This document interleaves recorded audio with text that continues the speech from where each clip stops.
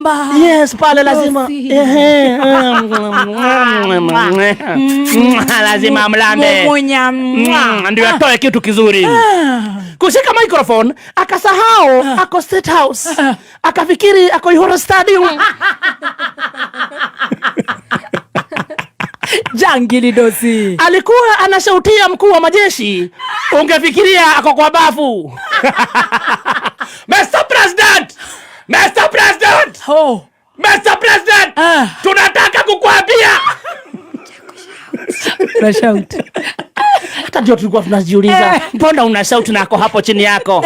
Tunataka kukuambia. Makosha. Mungu amenuliogea na roho. Akaniambia kama vile tulifikisha miaka 10. Gai. Hata wewe unapewa ingine 10.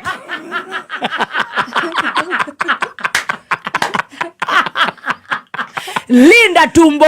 Linda tumbo, krata makosha. Wengine wakilinda mwananchi. Wengine wakilinda mwananchi, wao wanalinda tumbo.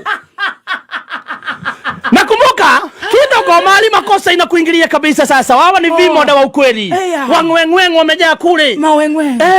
Kumbuka wengine walivalishwa vilemba usiku. Ona. Vilemba hata ukiangalia zingine zilikuwa zimeandikwa GOK. Zilivalishwa inahari. Kulikuwa na Samu wa Kolino for hire. Haraka haraka ndio pale, unajua pale lazima wangetoka na pesa. Kidogo jamaa kuendelea kuongea, akaambia mkuu wa majeshi, sisi hatujasoma. Ndio maana unasikia Kiswahili yetu na Kisuku zinachanganyana. Ndio maana tuko na njaa. Ndio maana tuko na njaa. Kazi yetu ni ya kuhodhidhi. Kabisa. Tunakuaga tu kule ma TikTok, ma Facebook.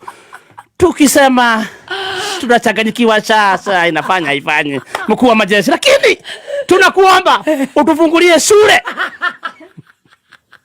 Walikuwa wameenda kanisa, lakini kumbuka pale ilikuwa tu ni kuomba mkuu wa majeshi. Tunakuomba mkuu wa majeshi utufungulie college ya Wakorino. Hii college itakuwa inafundisha watu kurukaruka. Hii ni baada ya kuota. Sasa akishamaliza kuambiwa na Mungu na Roho Mtakakitu. Wow. Roho Mtakakitu ukamshukia. Akasema Raines clear, Raines clear, Raines now clear, clear. Mkuu wa majeshi Raines clear. Kaito tayuya.